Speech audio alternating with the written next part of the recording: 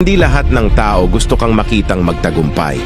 Madalas, nariyan lang sila nakasubaybay para makita kung paano ka sumablay. Hindi lahat ng nakakasalamuha mo ay tunay. Hindi lahat ng kaibigan ang turing sa'yo, magiging masaya sa mga naabot mo.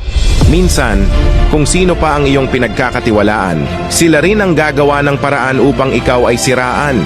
Hindi lahat ng katrabaho mo ay kakampi mo. Hindi ganyan ang ikot ng mundo.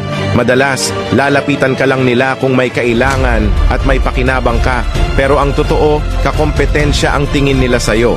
Hindi lahat ng kadugo mo ay kadugo rin ang tingin sa'yo. May mga kamag-anak na nakabase ang pagkilala sa yaman at nakadepende ang respetong ibibigay sa kung ano ang iyong mabibigay. Ang masakit pa, sila rin ang hihila sa'yo pababa. Tandaan, kapag nauna ang inggit, magsasalita talaga kahit hindi nag-iisip. At sisiraan ka ng pili. Nagustuhan mo ba ang kwento ko? Kung yes, mag-follow ka na sa Mr. Dekdek Internet Cafe, ang pinaka-affordable na computer shop